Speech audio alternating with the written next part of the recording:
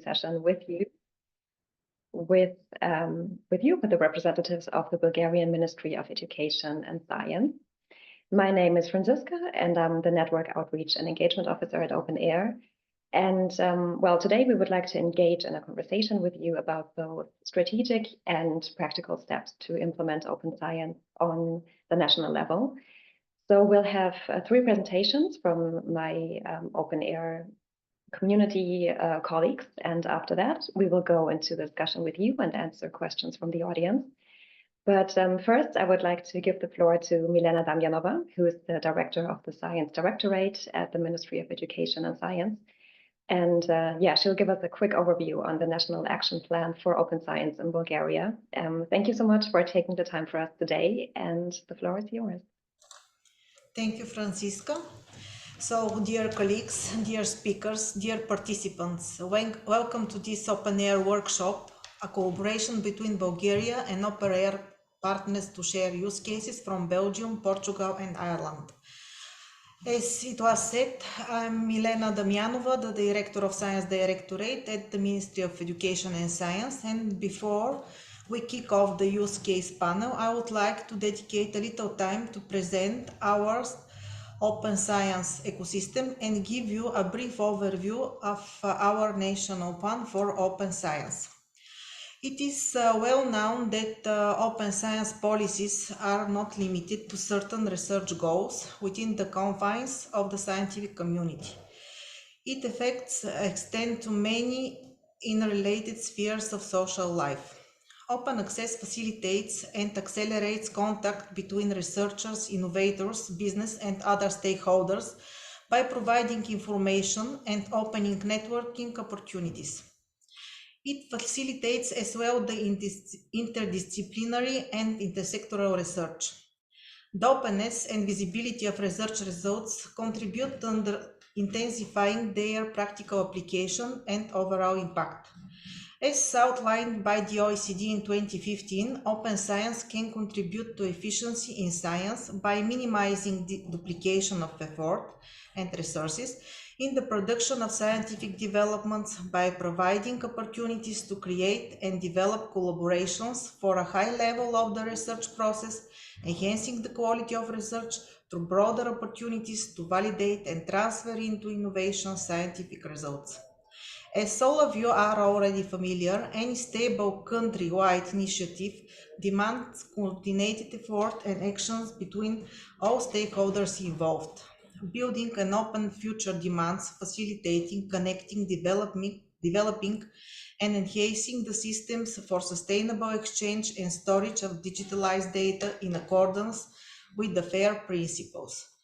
All these systems need to be interoperable for data to be stored, used and reused with maximum ease, with one such system being KIOSK, the European Open Science Cloud, with its U-Node launched a few days ago at their annual symposium.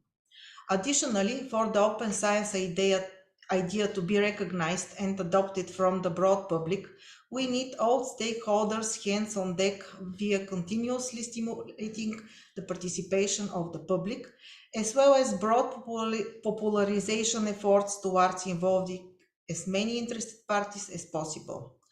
After all, we all strive for the open science culture to become more of a habit, a starter practice for research, rather than its remaining a buzzword for the politicians. Bulgaria has been systematically choosing its steps towards facilitating a better, more open future for its research with the conception, adoption, implementation, and further development of its national open science plan. It serves as a guidance for stakeholders, setting strategic goals for the community, as well as the necessary steps and instruments anyone involved might need for its successful implementation. Ever since going into action, we have been seeing a steady increase in funding effectiveness, transparency and quality of research results, an acceleration of knowledge reuse, transfer and innovation, a rising involvement of the private sector and business in R&D activities, as well as the introduction of new opportunities to help our community to cope with the daily global challenges. The National Open Science Plan itself focuses on maintaining a trusted infrastructure for an easy, open access to use and reuse of, as well as submission of applications and datasets. The plan also creates multiple incentives and opportunities for institutions and even individual researchers to adopt these principles and practices in their research, which goes well with the promotion of said principles and practices via fostering adequate skills and competencies. All these steps aid in aligning additional and institutional open access policies and practices with the proper international guidelines. The first major step we took was to develop a Bulgarian portal for open science, or the BPOS, to serve as the single entry point for all institutional data repositories in the country, as well as all relevant events, training, workshops, and initiatives. So far, we have more than 70,000 published pieces of information, ranging from journal articles and publications through master's and PhD theses and all the way to technical papers and data sets, most of which open access, with some under embargo or with restricted access due to certain status. Unfortunately, the number of data sets remains very limited. Multiple institutional repositories were then created and connected to the BPOS with the help of our colleagues at the National Center for Information and Documentation, of course in accordance with OpenAIRE and fair data principles. An upgrade of several features of the portal was planned under the Research, Innovation and Digitalization for Smart Transformation program. All this aims to provide a platform of cooperation between the research institutions and business. In addition to the BPOS, we have also National Statistical Institute, the National Spatial Data Portal, and the Open Data Portal as national portals.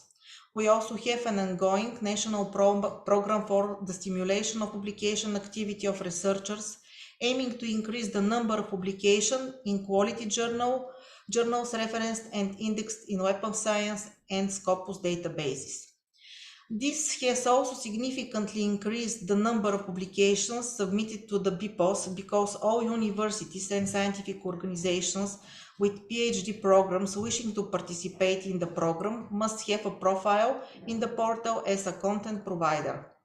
Additionally, all applying organizations must set up and implement internal mechanisms to stimulate open access publication activity of their research group.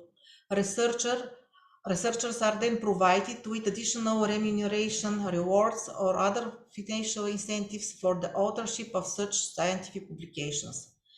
This program corresponds well with the still ongoing fruitful partnership with Elsevier, established with the sole purpose to support authors in Bulgaria who wish to publish in open access. The cost for this is covered under the terms of the signed agreements. In this way, till now, more than 200 Bulgarian open science publications were approved and published in the hybrid Elsevier journals. The Ministry of Education and Science has also established a task force for the development of a national open science program.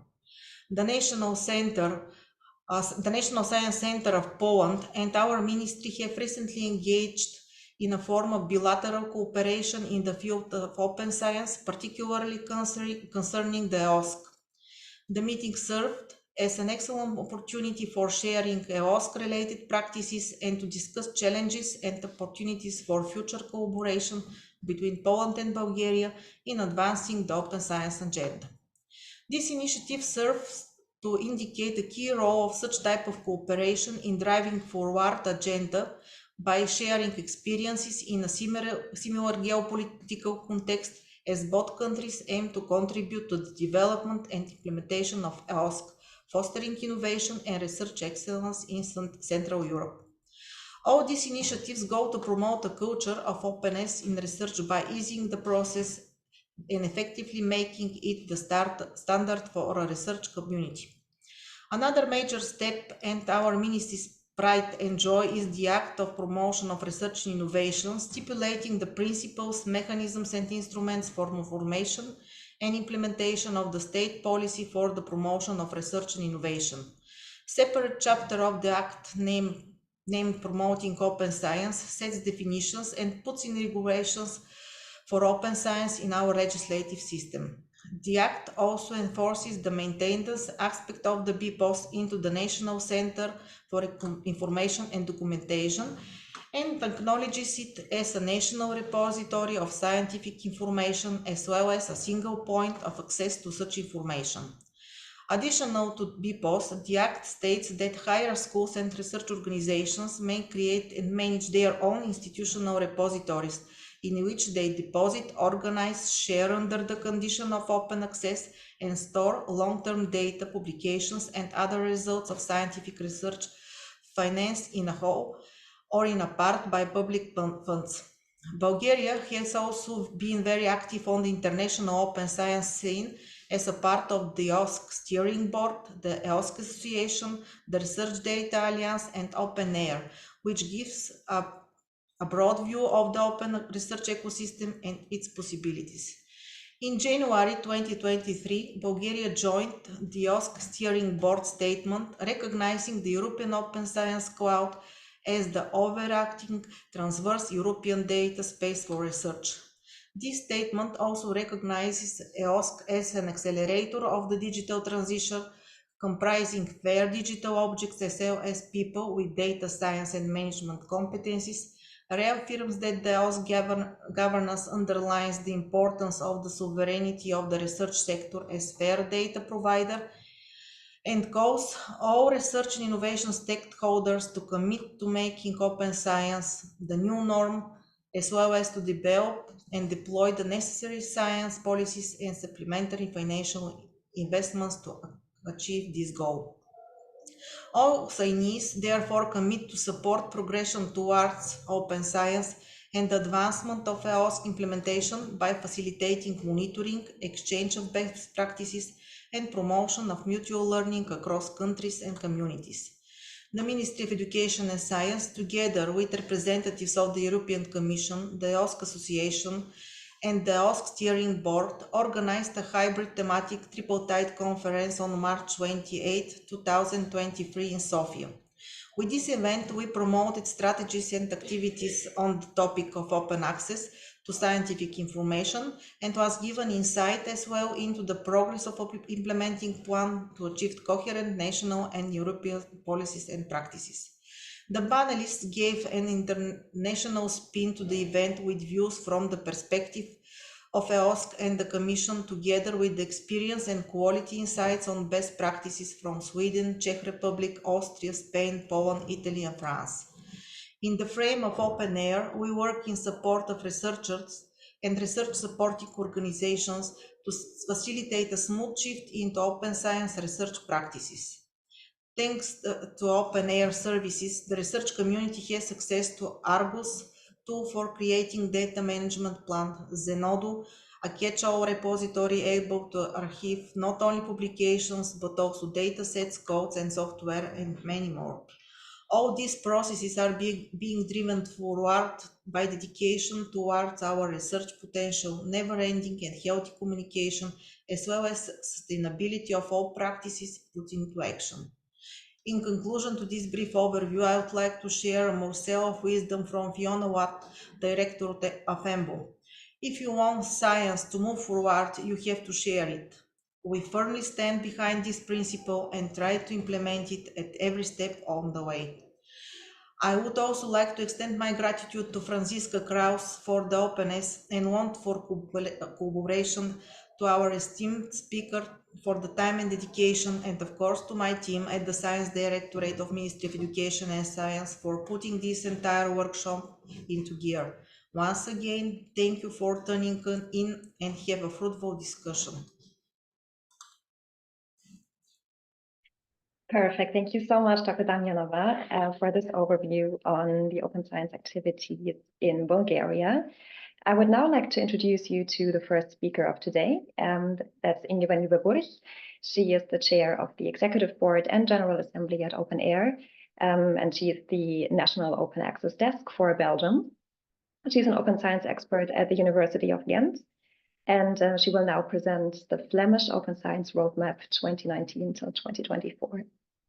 Inge, thank you so much for being here, and the floor is yours.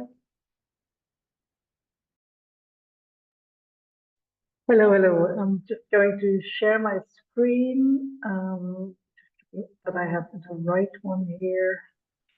Yes. Michaela, can you? It's working. Thank you. Yeah. So you see my screen, it's okay? Yes, we do. Thank you. Okay. Well, so hello everyone. I'm Inge van Nieuwenburg. I'm the chair of the OpenAIRE Executive Board and General Assembly, and I'm very happy to be here in this virtual room to talk about open science implementations in different countries. And I will talk about Belgium. I'm working in Ghent University, and in Ghent University, I'm part of the open science team, which is based in the University Library, also known as the Book Tower, as we can see it here, where we have the mission advancing open knowledge creation, which means that we support our researchers to help them advance open knowledge creation. So openness of the research, helping them to create the research. We don't do it for them. Of course, they are much better suited for that, but we offer all the services they need. So that is the idea behind our team here. As said, I'm from Ghent University, and we have been involved in open science activities for a very long time. We had our first open access repository in 2004. We have been partners in open access and open science projects as of 2005, and one of them was Driver, from which then OpenAIRE started in 2009. So we have been in this community from the start. We have been OpenAIRE National Open Access Desk for Belgium, so we have quite some experience in collaborating with the different parts of the country. We are also involved in different networks, university networks, and that is quite important when you think about policy development and collaborate to advance what you want for open science, open research in Europe. And these networks are CESAR, which is for technical universities and universities with a strong technical faculty. For a few years, our rector was the president of CESAR. The European University Association has a strong expert group on open science. They have developed quite a lot of policy development in the last few years. The Guild is another university network where we're active in, but less active than in CESAR and UA. And as many other universities in Europe, we are part of the European University Network named ENLIGHT, where there's also a research part in that environment, where we have an open science working group.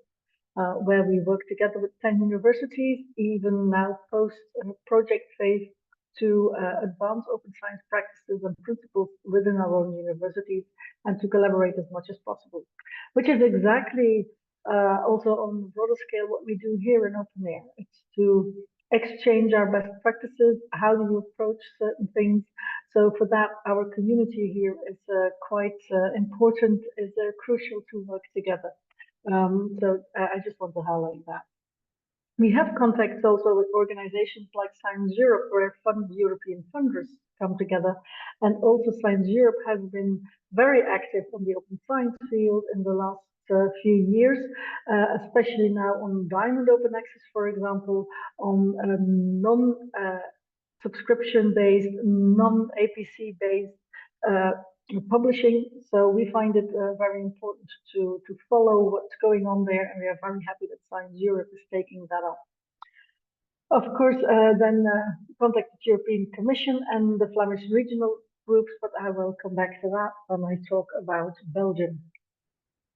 We have at Ghent University a policy on scholarly publishing.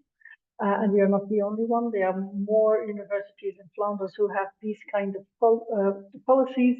And in that policy, there is a strong emphasis on open access to publications, and especially research articles, but also on the sharing of data. So this is part of this policy on scholarly publishing. So publishing is broader than just open access publishing. And as I said, I'm part of the Open Science team. What do we do here at the university? We promote, support, and facilitate open science practices within, but also beyond the Ghent University community and beyond. That is why we are so involved in OpenAIRE, for example. And it's vice versa, but only that through collaboration in OpenAIRE that we gain a lot of knowledge. We also take the knowledge that we gain, the experience that we gain in our university into OpenAIRE, but also to our counterparts here in Belgium, in Flanders, when we talk about open access and open science in Belgium, in Flanders. Because I'm talking about Belgium and Flanders and what's happening there, I must say a few things about Belgium, because that is probably different than in Bulgaria, but Belgium is a federal country. We don't have one government, there are several governments. We have, first of all, the federal authorities, where we have the king, the monarchy, a federal government with prime minister, ministers, secretaries of state. We have the federal parliament consisting of a senate and a chamber of representatives. That is the federal government. And next to that, not under that, but next to that, there are regional governments and communities. There is the Flemish community, the French community, and the German-speaking community. And we have the Flanders region, the Brussels capital region, and the Walloon region. Without going into detail, we have 6 governments. And for us here in Flanders, we actually have two to which we have to adhere. It's the Flemish one, which where the Flemish community and the Flemish region comes together, and of course the Belgian community, the Belgian authorities. Now the capacities of both are very distinct. Well, very, not always that very, but we have research is really a regional capacity. So all our policies on research happen on the regional level. But some laws, some jurisdiction that influences research is of course on Belgian level. For example, copyright is a federal Belgian capacity, so we have to deal with that on these several levels. If we look at what happens in Belgium, as I said, copyright is a Belgian capacity, and so, for example, for years we have been lobbying in Belgium to get an open access provision in our law. Without going into detail to see all the details here on the slide, but what we want to achieve here is that apart from the general European copyright law, which we have since the DSM of 2018, where we have a text and data mining exception, for example, which is important for research, we didn't have anything there for open access. And in several countries like the Netherlands and France and Germany, there already was something like a secondary publishing exception. And this is something, a secondary publishing right, which we've also wanted to implement in Belgium, in the Belgian law. The reason why we want to do that is to give our researchers the possibility to open up an accepted version, so after peer review, to open it up in open access. And this has been, and you will see that later on, this has been instrumental in increasing our open access percentage, the share of open access of our research articles. So we have been lobbying for that through different levels. There is a council on intellectual property where we could cooperate to give advice to the minister, and we had contact with the cabinet, and this helped us shape this law. So this is one achievement that we had on the Belgian level. A second thing, on the Belgian level, we still have a few research organizations which didn't get split yet into a Walloon and a Flemish part, and one of them is Belnet. Belnet is our NREN, so Belnet is taking care of our network. But not only that, they are, for example, in EOSC, our mandated organization. So they take care of the Belgian views in EOSC, and we all channel it to Belnet. On top of that, they also have some services that they share, like DMP Online is dmponline.be has been started at Ghent University with a few other universities, but is now taken up by Belnet for the whole Belgian research community. So working together there is beneficial. But the thing is that research is a regional capacity, so there you bump into sustainability. How will this evolve? And that is something that we don't really know, but Belnet is very important as a partner in open science. Another thing is that is also Belgian level is the Federal Open Science Cloud. This is also initiated on the Belgian level to have a cloud around the research organizations on the Belgian level. But as I said, there are only a few there. The main things happen on the Flemish level, so that is the northern part of Belgium. And there we have much more capacity. Now, it has been a long history, but I will just take up a few things from the last 10 years.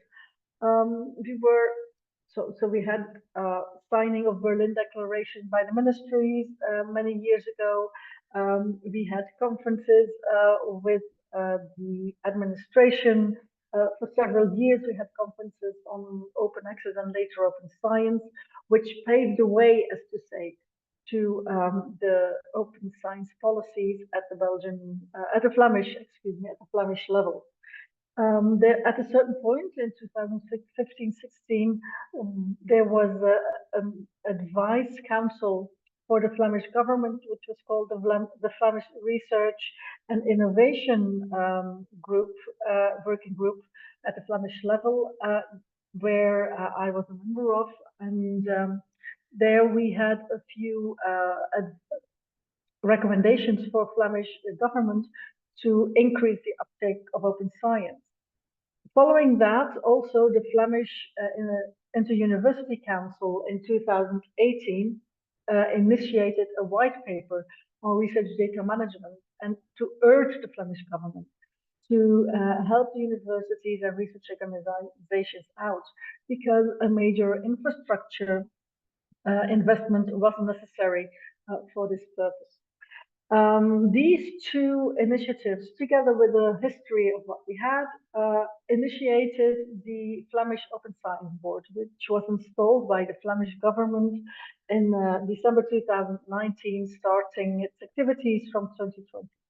And the Flemish Open Science Board has been quite important. Attached was an open science roadmap, which runs until the end of this year, but will probably be prolonged for another year until 2025, and then a new policy will come in. And in that policy, there is an emphasis on research data management, because there we needed lots of resources. And with 5 million euros a year, the Flemish research organizations were helped to assign to involve data stewards in their activities, and on the other hand, invest in infrastructure. This has been going on since 2020, and the goal was to professionalize and extend the activities. Also, connection to the European Open Science Cloud is an important impetus there. We have KPIs. All the research organizations involved and financed by Flemish government. They have KPIs on ORCID, open access, FAIR, and open data and data management plans. For example, in open access to publications, we have increased our share of open access research articles to 83%, something like that. But it's more than 80%, which was our KPI. So this roadmap really helped us to increase the number of open access publications, but also increase the number of open data. We still have quite some work to do there because, well, if you start a policy in 2020, it takes some time before every research organization is lined up with that policy and you can really start seeing increased open published data, for example. But this was really instrumental, and as said, it was quite a long history before we can get to this open science policy, but it really helped us a lot. Within the Flemish Open Science Board, it's not only policy, but we also created a Flemish Research Data Network. And considering time, I won't say too much about it, but that is where we share best practices with the network, all the data stewards. We provide training because we don't have any training in the official education paths, curricula of the universities of the higher education schools. So we provide training among ourselves. It's also something to really take into account. How do we train the people supporting our researchers? So there we still have some things to do. Another thing, of course, and the last thing that helped us achieving better percentage of open access, for example, and more research data, better research data management in the organizations, is that the Flemish funder FWO also has a mandate for open access and urge to embrace the research data management principles, the FAIR principles. So this all together helps us to get a better view on the Flemish research information, which is all brought together in the Flemish research information space, where you can find a lot of information by publications, patents, infrastructure, data sets, and the researchers and their research groups within the Flemish landscape. For our own infrastructure, this was quite important as well, because it's there that we collaborate on which metadata fields, because it's more than the normal Dublin core metadata fields, for example, which metadata should we collect for the Flemish research information space. We had an impulse financing to be able to connect our repositories and our information systems to the Flemish research information space. So this was also an important catalyst for the evolution of our repositories and for investing more into a better quality of our repositories. Because, and I think that's the last thing I can say, in every university and in many research organizations in Flanders, public research organizations, there is a team that curates the repositories so that the information flow coming from the repositories can be trusted. And I think that is an important aspect that we have to stress here. It's not only interoperability, of course, that is of importance, or the FAIR principles as a whole, but we really need curation to get qualitative data, metadata out there, because they circulate within several systems and all over the globe. So investing in curation and support for researchers is important in our view.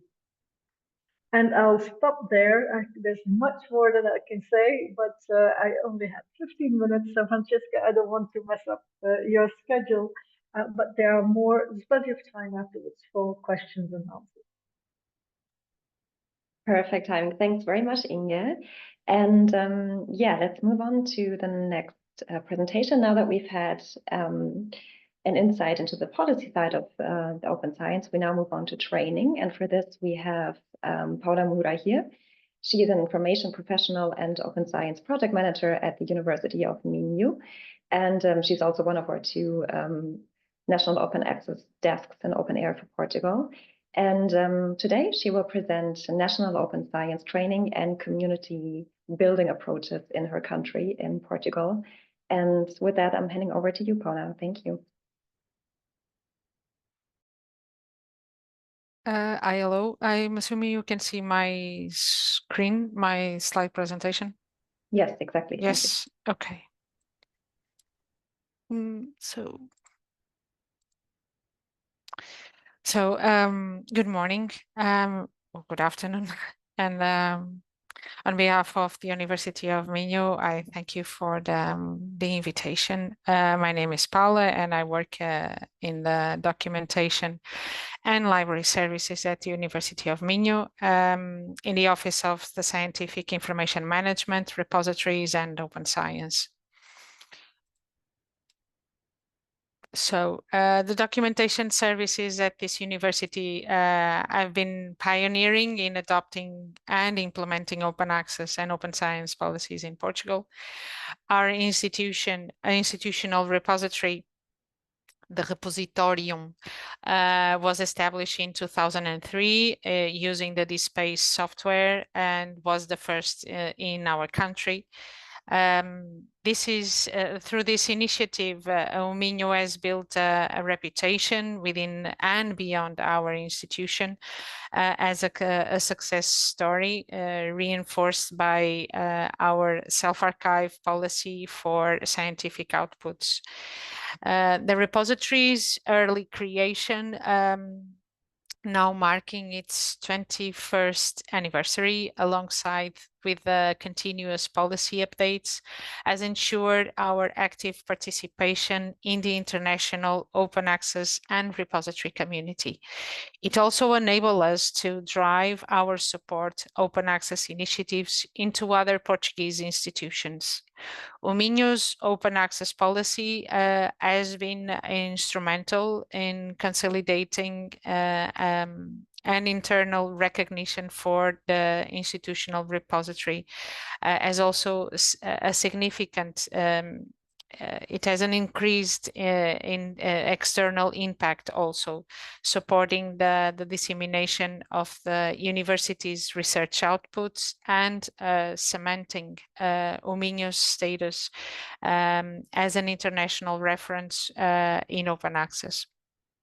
In May 2005, we've hosted the first conference on open access, the first of its kind in Portugal, which later on evolved to the nowadays Lusophone Conference on Open Science, and it is its 15th edition. O Minho also played a significant role in the development of RECAP, here this image below. In 2008, the Portuguese network of scientific open access repositories, a national repository aggregator coordinated with the National Computation Center and funded by the National Funding Agency, FCT. This context paved the way for our involvement in international projects focused on open access and institutional repositories. Since 2009, we have been participating in partnership with OpenAIRE and other countries in several projects where it was put in place the role of the National Open Access Desk. This role gave us new perspectives and functions to act at the regional level, as we are going to demonstrate during this presentation. Alongside these efforts, o Minho launched in 2018 the o Minho publisher, o Minho Editora, coordinated by the Rector's Office and operated by our documentation services. Its mission is to publish works in digital or in printed formats, offering students and the university and the public in general access to high-quality scientific, educational, and cultural publications. And in 2020, this is our baby, we further expand our open science services by introducing our data repository based on Dataverse software available to researchers for managing, depositing, and sharing data that validate scientific publications. So these activities are anchored by our Office for Scientific Information Management Repositories and Open Science, which focus on 5 main areas. The scientific information management, ongoing development of a CRIS system and to produce bibliometric reports. The repository management for our institutional and data repository the publishing support for managing journals in OJS software and books for OMP software and a DOI service also. The open science project management, where we coordinate the European and national open science projects where we participate, and training and support, where we develop training programs on data and open science, data management plans, and we operate an help desk service for all these areas. Our training and support framework for open science includes webinars and training on demand, seminars at the doctoral school, open science summer schools, winter schools on research data management, roadshows and periodical meetings with research centers, and we develop the development of support materials on open science topics and help desk services for repositories, publishing, and open science. In addition to institutional framework and services, we align with national and international frameworks. OMINHO actively participates in networks like CAP, the National Open Access Network of Repositories, the PABIN initiative, which supports integrated management of national open access journals, OpenAIRE, COAR, RDA, EOSC, and also contributing to repository interoperability guidelines and open science policy alignment, most of this work being done within the scope of OpenAIRE projects. Our initiatives focused on community extent to the CONFOA event, which I already mentioned, and the RDM forum, where we promote open science and community growth. In here, OMINHO, we can see OMINHO involvement in open science projects reflected in the presented areas, where we can highlight, for example, the projects like CAP, the Portuguese CRIS system, and EOSC Future, and several projects that we participated with OpenAIRE. From the training area and dissemination, we highlight not only we have we have the two foster projects where we participated, the Fit for RRI, but also these more recent ones, the one that are in the orange circle, the pattern and the OS trails that we are participating at the moment. As for policy development, we have this one that are ongoing, the PAPTOS project, which studies the effects of open science practices, identifying its benefits, achievements, outcomes, and obstacles also. And we also contribute into international collaborations, where we highlight here the Portuguese language repository networks, the CPLP repository, scientific repository, and the Mozambique repository at Mondlane University. So there is no national roadmap, but there is a level of maturity and focus on the actions and the development with some funding from our national funder. The main activity is being developed and organized by HCAP, the Open Access Repositories Network, and the PABIN Initiative for Open Access Journals, and of course the Minho University. We can highlight also the Portuguese RDM Forum, which offers opportunities to improve the training capacity in RDM related subjects, and also to add the activities being done by the community of practice of trainers, and the relevant actions being done by the academic libraries working group from the Portuguese Association of Librarian, Archivists, Information Professionals, and Documentalists.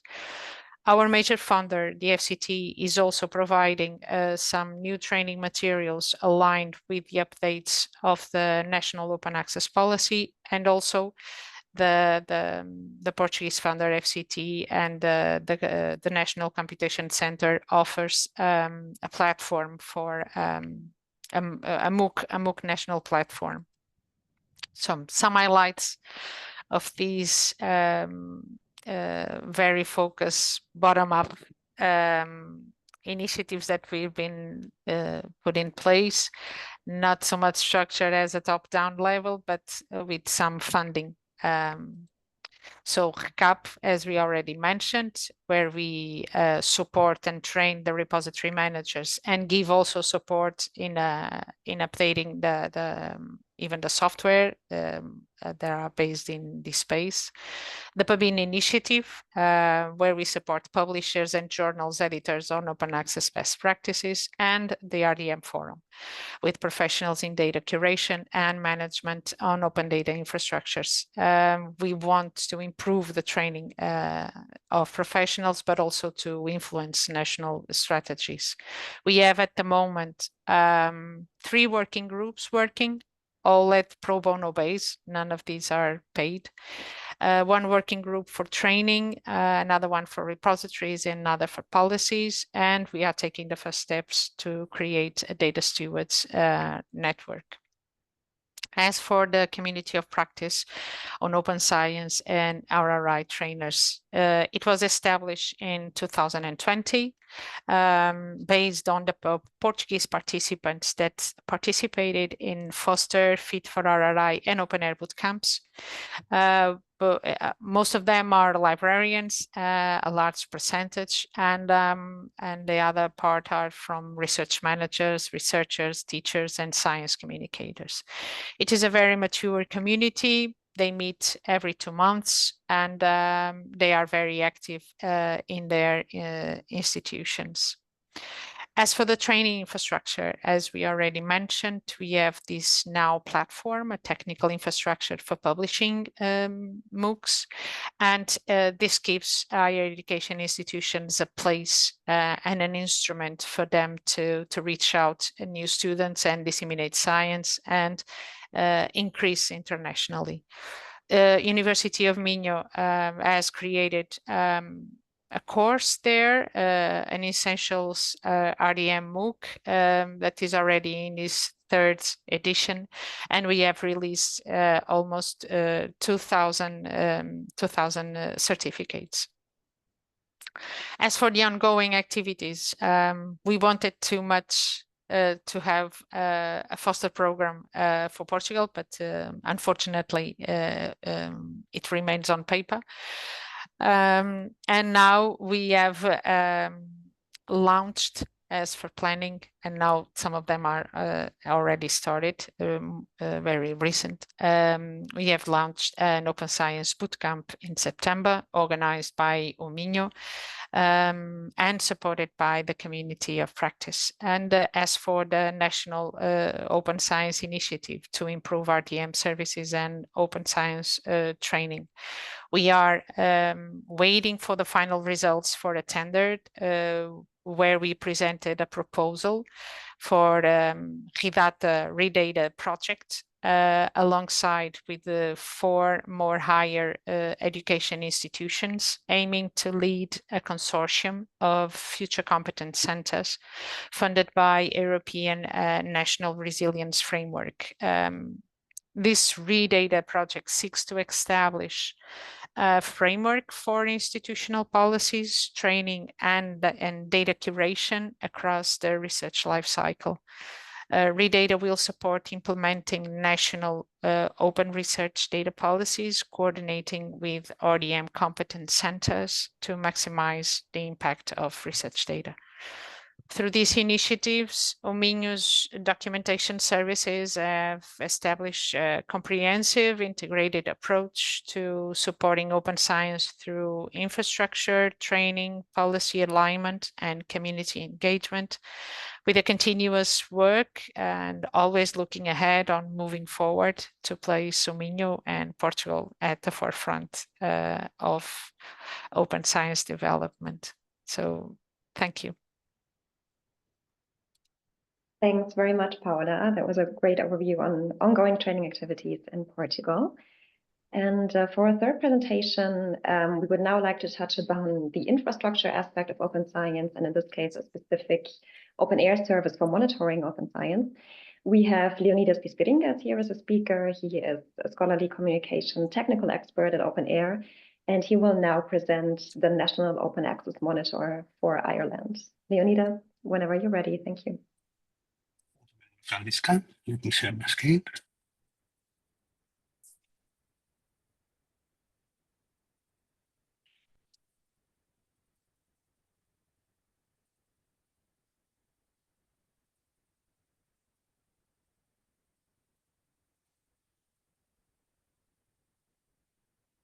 Okay. So, I'm here to say a few things about the National Open Access Monitor of Ireland, which is a dynamic and innovative platform that we designed in order to foster the transition of Ireland's scholarly output to 100% open access. This is a project that has been entrusted to OpenAIRE, and it followed a competitive tendering process, and it was entrusted to OpenAIRE through a contract by the Irish Research Sea Library in collaboration with the Education Procurement Services in Ireland. In my presentation, I will give a brief overview of the platform, a short description of how we built it, and where we based on the backbone of OpenAIRE and OpenAIRE services, the OpenAIRE graph. And I have also one slide with what we are working now and the next steps for the platform. So the National Open Access Monitor of Ireland comprises of 5 monitors. The National Monitor, which represents the scholarly output, the dashboard of the scholarly output for the entire country, and then monitors for research performing organizations, research funding organizations, also monitors for the institutional repositories, and researcher monitors. The mission and objective of each monitor. For the National Monitor, the mission is to provide transparent and comprehensive insights into the state of open access in the entire country, in Ireland. And it can serve as a crucial and additional tool to analyze trends, identify challenges, and guide policy development and decision-making towards an open, accessible, and sustainable research environment. For the RPOs, the mission is to establish and improve the visibility of institutional research at the national level, compared to the open access performance against other institutions, ensure compliance with open access mandates, and of course uncover weak spots and insights in order to guide evidence-based decisions inside the institution. For the funders, the research funding organizations, the mission is to have benchmark against peers and against other funders, assess the open access compliance of the funding output of its funder, to monitor the research impact, and also to shape strategic agendas. And for the repositories, to reassure that open access publications from their system are accurately reflected into the National Open Access Monitor of Ireland, and also to facilitate the comprehensive coverage of not only of the repositories, but for the institution, the RPO, in the National Open Access Monitor of Ireland. So the indicator themes that we have designed for in the platform are the ones in the left. We have in the dashboard, we have the themes of scholarly output, where we have indicators regarding the publication production, and especially the peer-reviewed publications, as it has been requested by the project. We provide historical snapshots, where we give insights about the monthly evolution in the share of open access at the national, RPO, and at the national level. We have themes on access rights regarding the open access, closed access, embargoed, or restricted. On open access routes, on gold, hybrid, green open access, and diamond open access. We have metrics and indicators on fairness, about Plan S, regarding article processing charges. We also have benchmark indicators, cross-country indicators at the national level, at the national monitor, and cross-RPO and RFO indicators at the respective monitors. And of course, we also have the academic impact with metrics about the citations and downloads. All of these indicators have breakdowns for research product type on field of science and technology, sustainable development goals, presenting trends by the year, breakdown by countries, data sources, funders, and other respectively to each monitor. And of course, the user interface provides interactive visualizations in the charts, and also we have exporting and embedding functionalities of the charts to other platforms. Each monitor provides comprehensive insight into its dashboard by having the indicators view where we have all the metrics and indicators that I have just presented to you. And also we have the research outputs view, where you can see the individual research outputs. You can facilitate browsing. You can have standard and advanced searching and filtering there in order to identify the research outputs that are used in order to build the monitor, the respective monitor. So how we built it? We based on the 4 principles as we do in also in the OpenAIRE monitor service. On openness and transparency, all our methodologies are open. Of course, we used open and public data, adhering to FAIR principles and international standards to ensure trustworthiness, replicability, and public engagement. We have readiness and timeliness. We established open databases and tested knowledge extraction technologies, and by using, of course, operational workflows in OpenAIRE for timely results. We have comprehensive coverage and accuracy as we use the OpenAIRE graph extensive data capabilities. I will speak about it in my next slides. And of course, engagement and inclusivity, where we focus on meeting diverse user needs from researchers to policy makers. And we prioritize ease of use. We have clear communication with all the stakeholders, and we are responsive to feedback in order to ensure an intuitive and engaging experience for all the stakeholders. So the data backbone, the National Open Access Monitor of Ireland is based on the OpenAIRE graph, which is a scientific knowledge graph which aggregates metadata from more than 140,000 data sources, and it incorporates 3.5 million projects and around 282 million research outputs from publications, software, datasets, and other research products.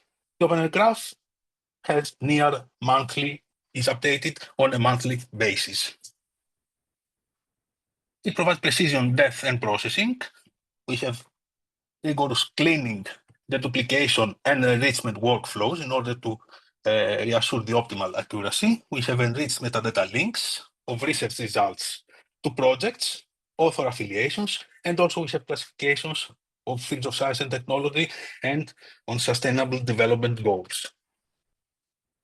We offer OpenAIRE also has techniques in order to duplicate identification in addition to all other curation tools. And we also have additional disambiguation of journals, publishers, and licenses. It is robust and open. It has load maintenance, load balancing, and also backups that all these are overseen by the OpenAIRE Technology Center. And of course, it is open, is public and open to everybody, as OpenAIRE Graph is provided by a CC0 license. So this is a schema of the workflow in order to create and have the OpenAIRE Graph. On the left, we have all the onboarded data sources from the institutional repositories, publisher, open access journals, to instrumental big data sources from OpenAPC, DOAJ, Crossref,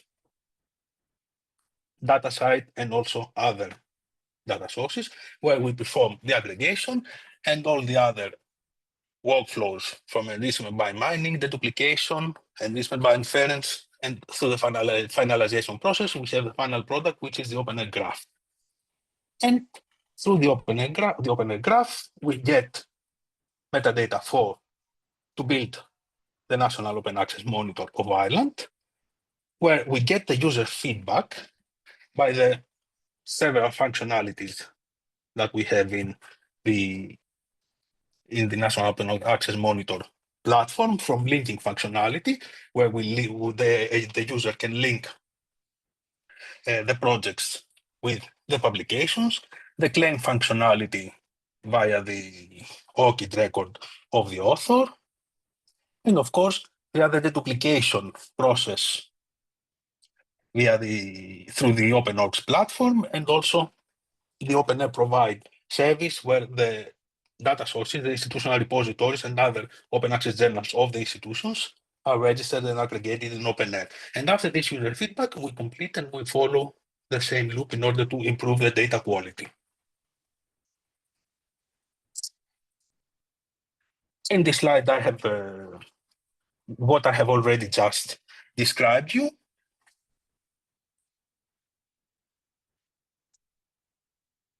So, regarding the next steps that we are currently working, the platform now is in pilot phase, and we are currently working towards a production quality iris monitor. We work closely with users to improve data quality and also to improve the user's engagement. We get feedback in order to refine metrics and indicators.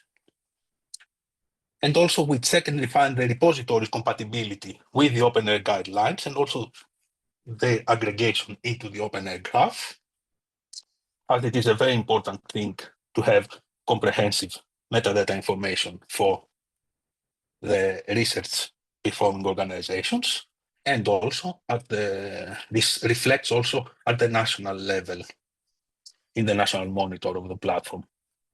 And of course, we are constantly working on improving end user interface functionalities.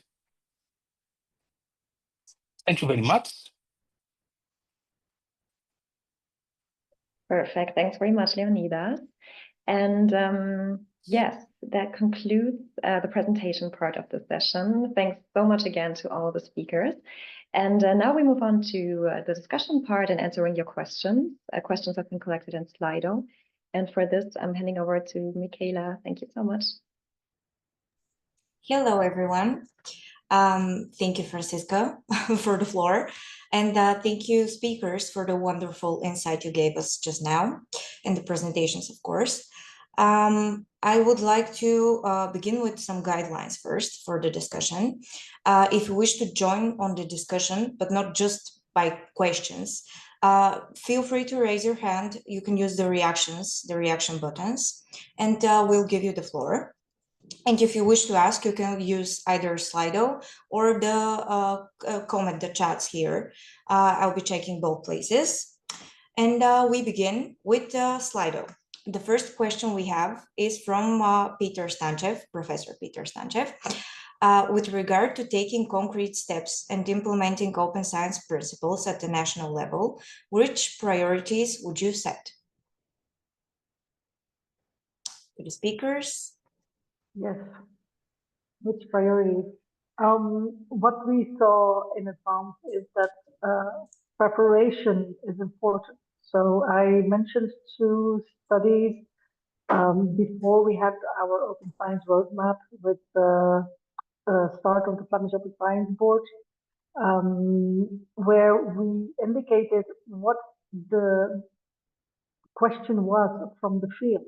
So in the, for example, in the Flemish Inter-University Council, we had the white paper on research data management, where we indicated the need with figures and a lot of information, the need for research data management infrastructure, for data stewards, for development of skills, and you need something that government can take and work further on, because if you just start out of nowhere, it will not work, of course. That was from the side of the universities.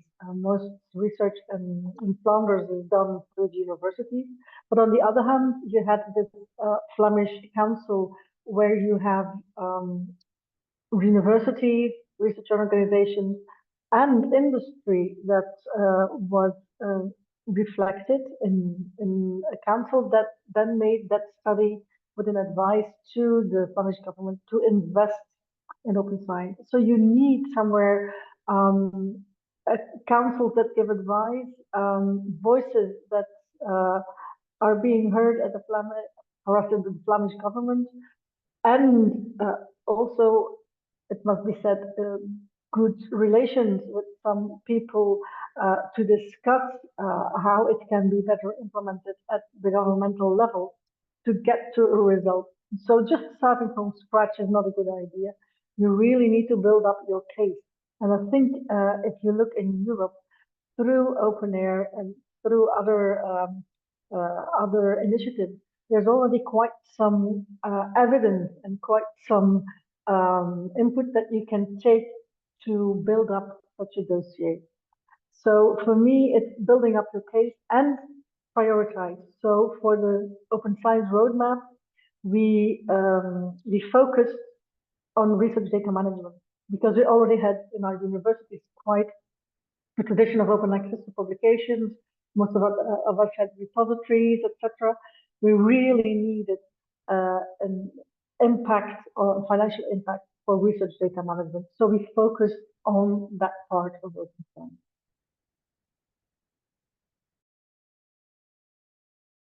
You can't hear me, I'm sorry. Thank you for the wonderful answer. Any of our other speakers would like to join on the question?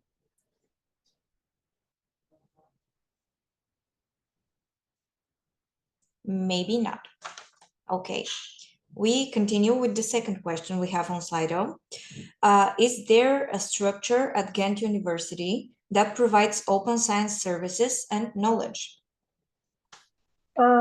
Depends on what you see, what you mean with the structure.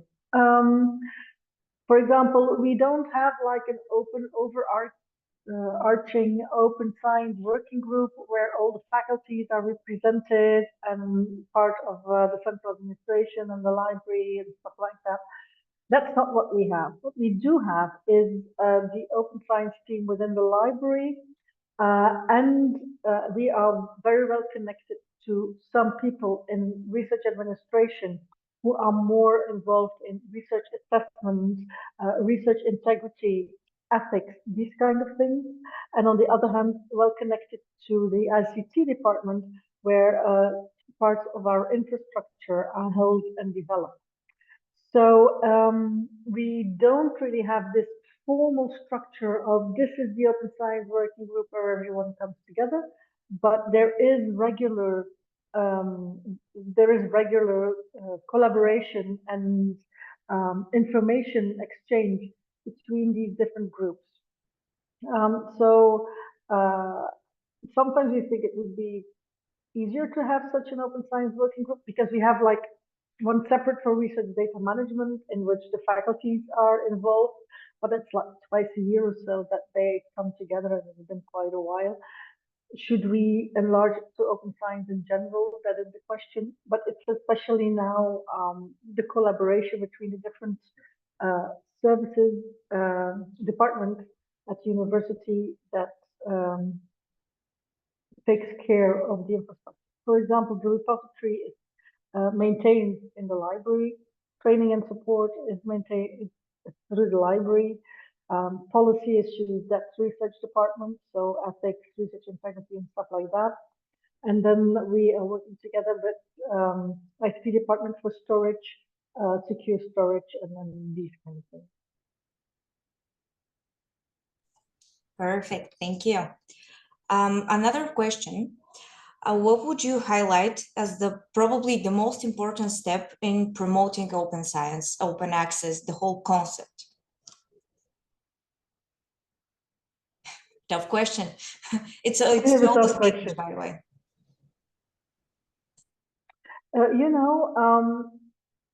But actually this is only possible if you already have something in place. But making sure that the researchers own open science principles, that it's not just we explaining what it is or pointing to regulations and stuff like that, but really researchers feeling in control and knowing that it will benefit them, these open science principles, and that they want to exchange it with their peers and stuff like that.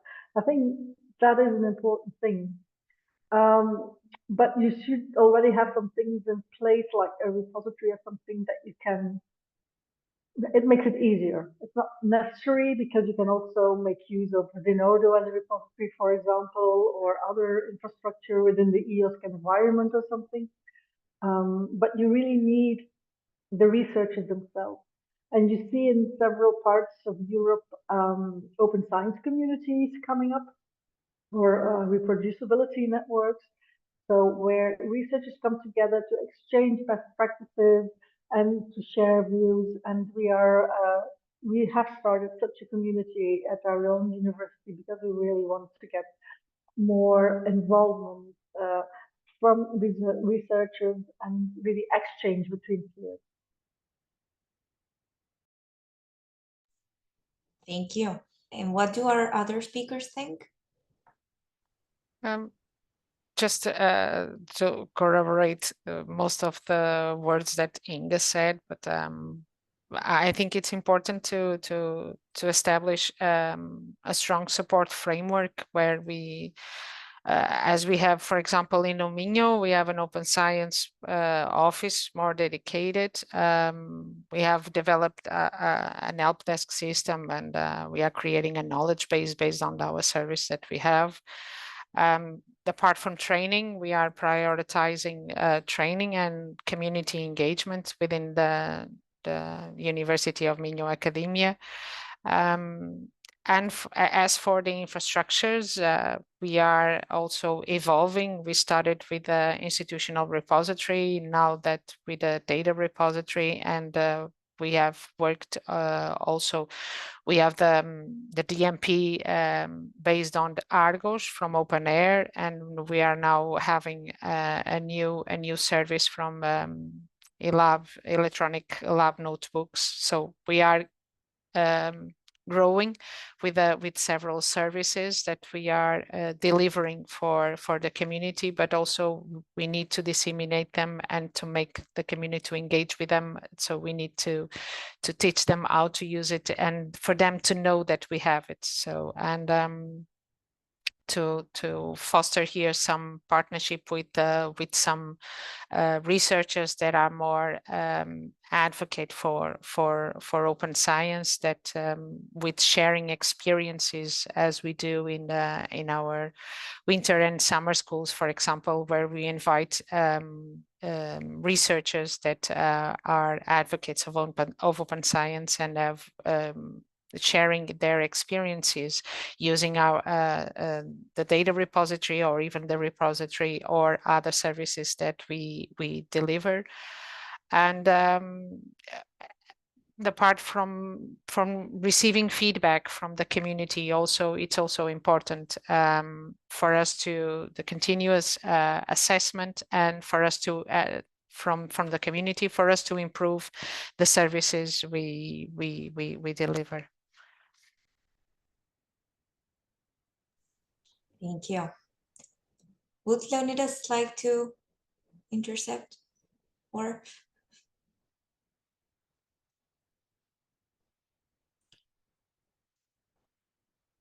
Yeah. I was muted.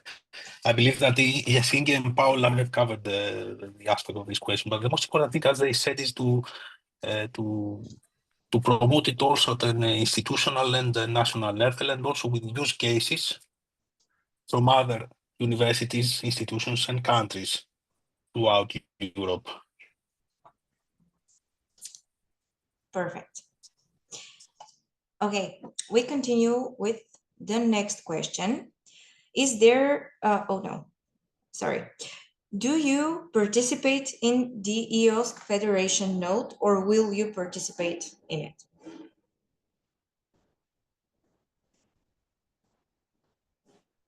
Again, to all the speakers.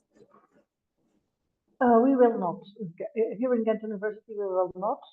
But we do know that, for example, the Flemish Research Information Space, RIS, has applied, so as a node.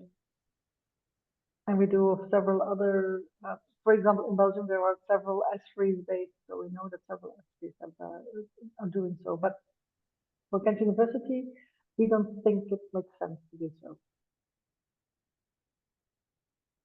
As for Minho University, we are participating in a project, the EOSC Beyond project, and we are in action to within the development of the delivery of the EOSC node. So in principle, yes.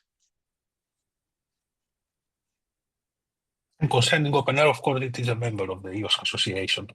And also the OpenAIRE graph is a backbone of the data that we provide to the EOSC node.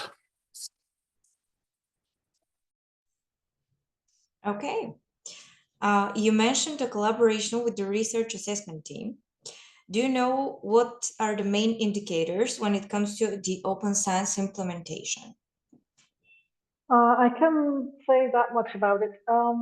But do know we have a reform of our full professors evaluation a few years ago. I think it was 2018. Until then, they were mainly, well, the publication had a big impact on evaluation of the researchers, among other things. And the reform of the evaluation was such that they would get much more freedom in how they determine what the priorities are in regard to research and give an education, what their priorities are. And one of the indicators on which they could put forward their priorities is an open science dimension. So it's not like it's let's say a mandatory part of the evaluation of our full professors, but they can take it within their evaluation and in their priorities for their work at the university. But I don't know much more at the moment, because we won't do any more reforms until there's more comes out of COARA, the Coalition for the Research Assessment Reform. So we will wait a bit on what's coming there. But it's already the case that we just had a reform of the evaluation in 2018, and open science could be one of your priorities in regards to your research and education. Perfect, thank you. We have reached the end of our Slido questions for now. But I have one question that I'd like to know the answer of, obviously, from to all the speakers again. What has been one thing you have found more difficult when implementing open science in your respective country, institution? Maybe again, Inge. But you know, you tend to forget some difficulties. It's better for your health. No, that's a joke. Most difficult. There are several obstacles, but at first it's why is open science important? Why can't we just continue the way we were doing it? That is something that we hear a lot. Or researchers that ask us, so have I been wrong for 20 years? I am so proud of what I have achieved.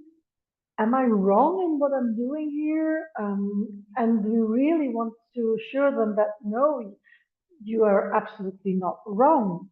But we can, how can we help you, or how can we help each other to have more openness and transparency in research? So sometimes it is rather difficult to reassure researchers that it's not about them being wrong in the past. It's about how can these open science principles help you advance your research practices. And that is the first thing that comes up. But of course, there were difficulties in how can you make sure that government understands what open science is and how we want to incorporate it in a roadmap. That it's not just about another box to check, because well, the researchers already, rightly so, sometimes complain about administrative overload. So we don't want it just to be another checkbox. And that is the thing that I said before. It's important to so that everyone in the organization, research staff, and also management, but also on government side, understands that this is for advancing research and that's a new thing, really getting qualitative information out there in the open, because that's not always so easy to do either. Awesome. Maybe Paula, Leonidas? I would just, I think that the thing that is more difficult to implement is open science is the people and their resistance to change. It's most of the time it's what happens is the culture to change the culture. I know that of course my director Eloy is missing here to give an overview of the policy and what the work being done so far internationally and at the national level. And also I would like to say that regarding the training and the need to when it comes to data management skills and awareness for researchers, with a good plan to deliver and to give them for them to be more capable and have the capacity to understand what is underneath this big label of open science and what are the gains that they can get from it. And although and this change of the culture that comes from with initiatives from top down, because we need to, like a marketing policy, we need to influence the ones who lead, for them to have to understand, to proper understand what is the open science gains, and for them to adopt them and to implement policies for the institutions, and give them benefits and funding for them to put in practice.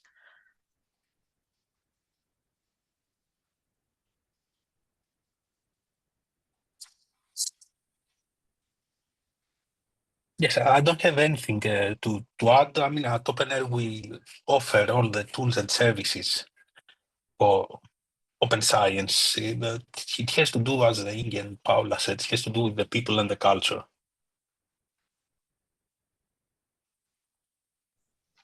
Definitely. Thank you. And Inge, the floor is yours. There was one more thing I was thinking while Paula was speaking. Sustainability, of course, is also something to take into account.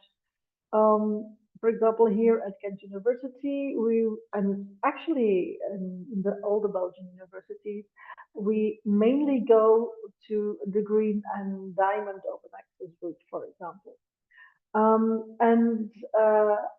And we work together on certain infrastructure.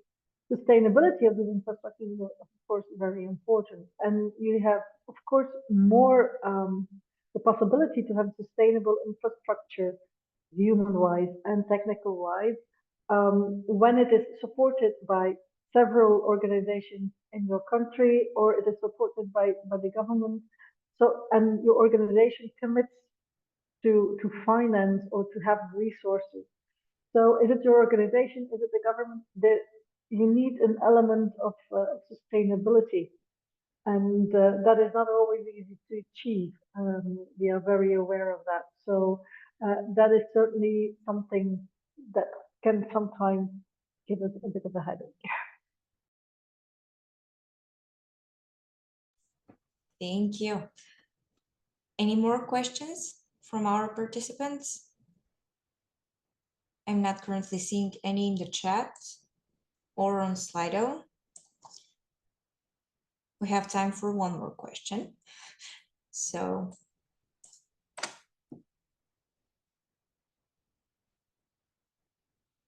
you've made all the things clear for us, obviously. No more questions. Yeah, we also so have many. We also have a personal thank you note of sorts that I like to join in, and I'm sure my colleagues too, from Professor Stanchev to the entire OpenAIRE team, and to you and to everyone that basically had their input on the subject. Thank you. I want to thank you everybody to participate. In my opinion, this is the first time that so many 90 people from Bulgaria participate in a workshop of open science. On the behalf of the Ministry of Education and Science, I want personally and from their behalf to thank Eli, Francesca, Ingrid, Natalie, Paula, Leonidas, and so many people from OpenAIRE who make this event so big success.